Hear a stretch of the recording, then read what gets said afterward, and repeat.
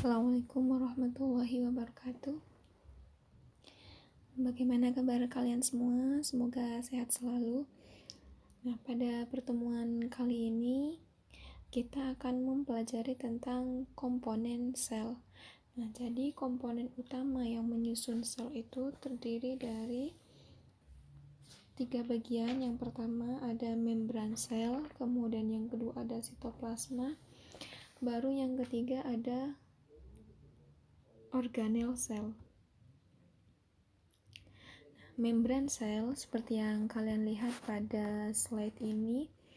Di sini ada banyak struktur yang menyusun membran.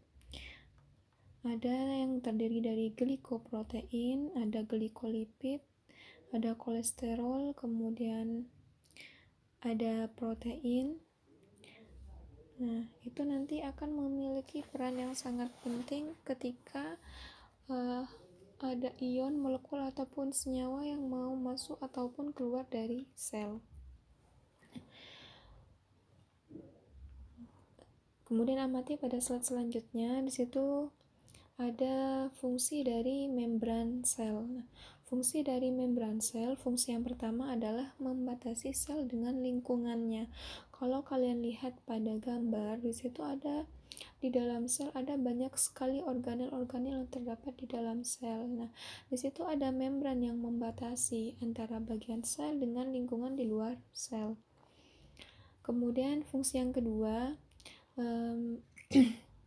membran itu sebagai media komunikasi sel dengan lingkungan, di mana dalam hal ini membran itu menjadi reseptor atau penerima rangsang. Jadi ketika ada impuls yang masuk ke sel, maka yang menjadi reseptornya adalah membran.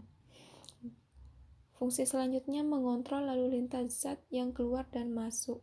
Jadi seluruh ion, molekul, partikel, dan senyawa yang masuk ataupun keluar dari sel ini melalui membran. Selain itu, fungsi selanjutnya adalah membatasi organel. Jadi setiap organel yang terdapat pada sel ini dibatasi oleh membran. Nah, yang perlu diingat bahwa untuk membran sel ini dia bersifat selektif permeabel. Jadi hanya zat-zat tertentu yang bisa masuk ke dalam sel, tidak semuanya bisa masuk. Kemudian kalau kita lihat dari penyusunnya, penyusun utama dari membran sel ini tersusun dari lipid dan protein.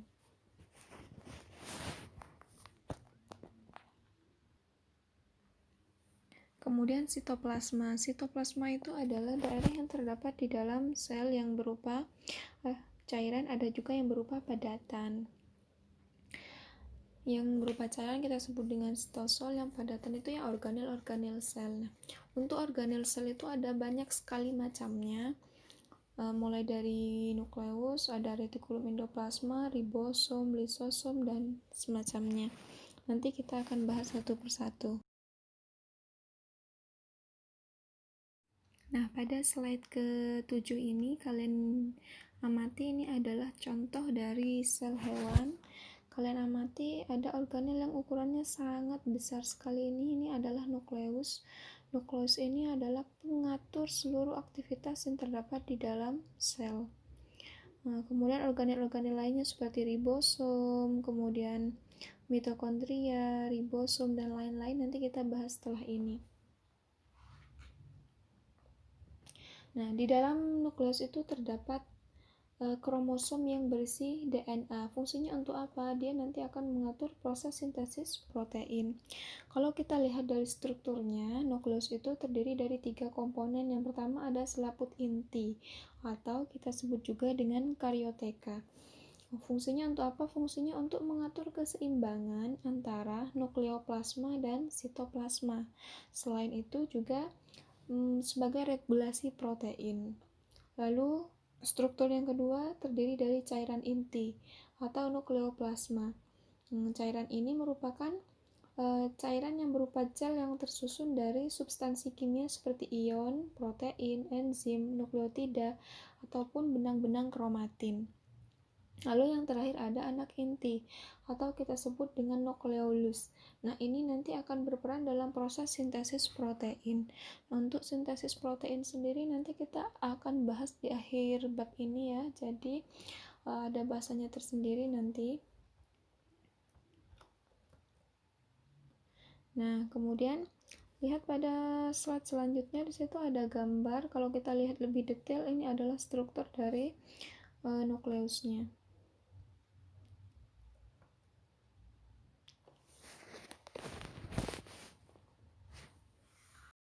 Selanjutnya setelah nukleus ada retikulum endoplasma. Di situ sampean lihat ada, kalau lihat dari strukturnya ada perbedaan ya. Ada yang satunya yang berwarna merah marun ini kita golongkan pada retikulum endoplasma kasar atau RE kasar.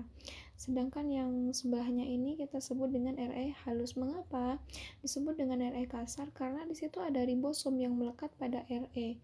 Jadi memang kalau kita lihat dari letaknya, ribosom itu ada yang terletak di dalam sitoplasma, ada juga yang melekat pada RE. Nah, RE yang ditempeli oleh ribosom ini kita sebut dengan RE kasar, sementara yang tidak ditempeli ribosom kita sebut dengan RE halus. Untuk fungsinya, yang RE kasar itu fungsinya sebagai alat transportasi protein yang disintesis oleh ribosom. Jadi ribosom itu kan mensintesis protein, nanti yang mengangkut proteinnya yang menjadi alat transportasinya adalah RE kasar. Nah, itu contohnya misalnya yang terdapat pada sel pankreas. Sementara untuk yang RE halus, fungsinya itu untuk mensintesis lipid, fosfolipid, ataupun steroid. Nah, ini salah satunya terdapat pada sel epitel khusus.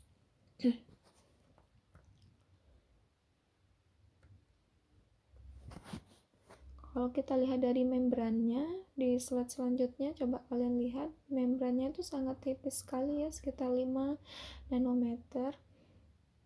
Kemudian kalau lihat dari rasio proteinnya pada membran RE itu lebih tinggi, kadar kolesterolnya rendah, rantai fosfolipidnya lebih pendek, kemudian fosfolipidnya terlihat tumpang tindih sehingga terlihat seperti selapis.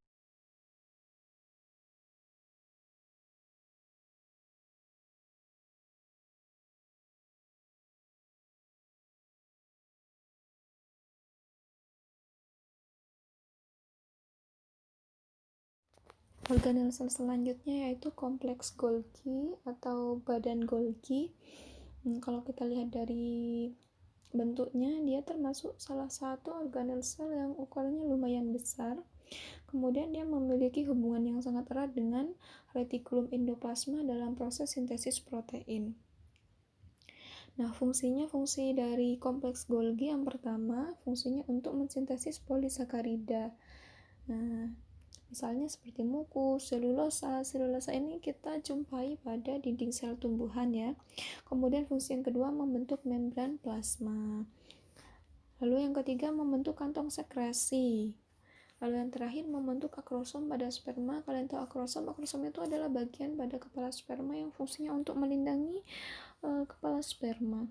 Kemudian dia juga nanti akan membentuk kuning telur pada sel telur. Selain itu juga dia akan membentuk lisosom. Lisosom ini nantinya akan berperan dalam proses pencernaan molekul yang masuk ke dalam sel. Coba kalian lihat pada slide selanjutnya, di situ ada gambar dari kompleks Golgi atau badan Golgi. Bentuknya berlipat-lipat ya.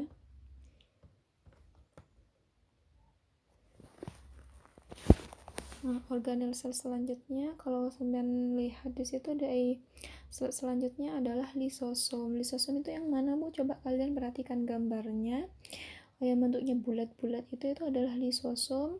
Lisosom itu merupakan kantong membran yang isinya berisi enzim-enzim hidrolitik. Contohnya ada enzim protease, ada lipase, nuklease, dan enzim-enzim lainnya. Nah, fungsi yang paling sering muncul ini kalau misalnya di soalan semacamnya yaitu fungsinya sebagai pencernaan intrasel.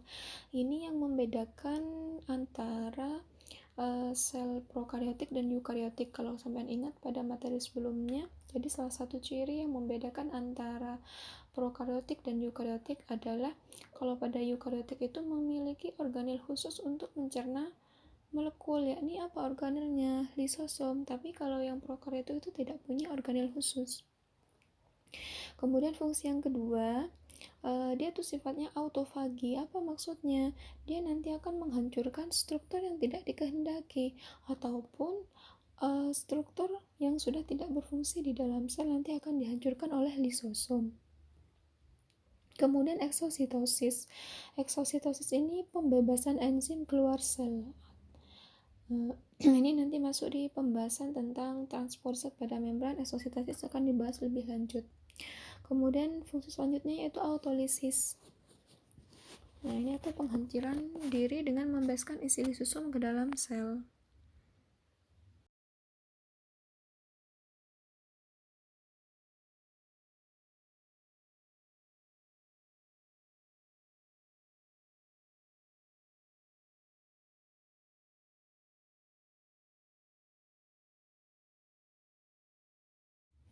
Organel sel yang selanjutnya yaitu mitokondria. Kalau kalian lihat di organel sel yang terdapat di dalam gambar yang bentuknya memanjang, itu adalah mitokondria.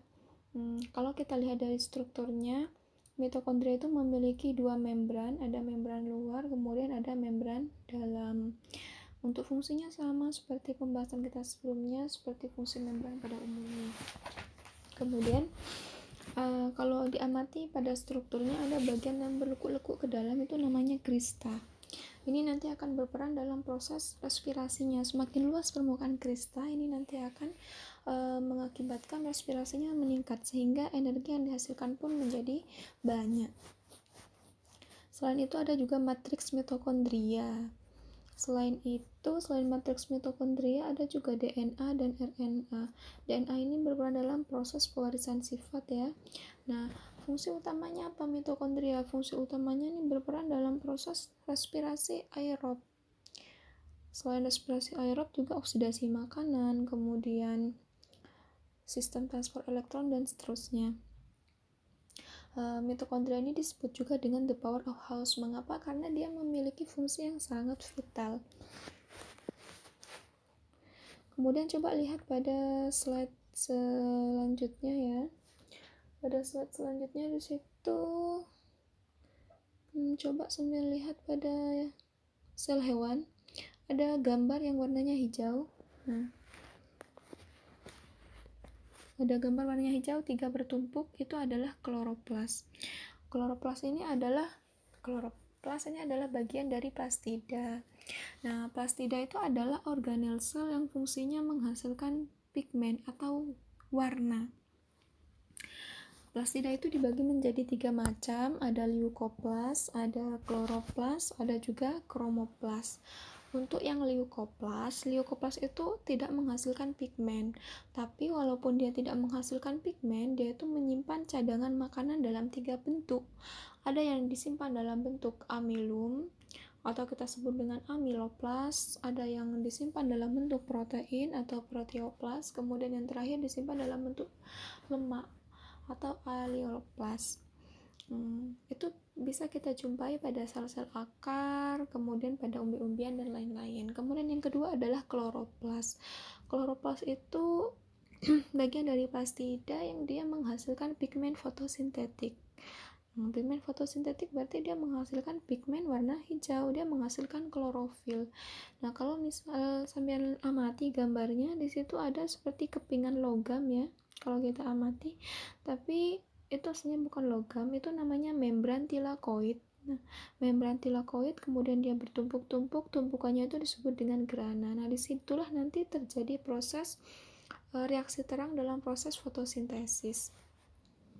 Kemudian yang terakhir yaitu kromoplas. Nah, kromoplas ini adalah menghasilkan pigmen selain pigmen fotosintetik. Berarti ada pigmen apa saja? Ada merah atau kita sebut dengan phycoerythrin, kemudian pigmen biru, phycocyanin, kemudian pigmen coklat, phycosanthin, karotin, itu pigmen yang menghasilkan warna kuning atau oranye ya. Itu dulu pernah kita bahas di materi kelas 10 ketika membahas tentang alga. Nah, itu bisa kita jumpai di mana? Itu banyak kita jumpai pada sel-sel bunga. Makanya kalau kita mengamati tumbuhan, baik daunnya, bunganya, itu berwarna-warni, ada yang coklat, ada yang agak kuning, ataupun warna-warna lainnya. Berarti yang menghasilkan pigmennya siapa? Yang menghasilkan pigmennya adalah kromoplas.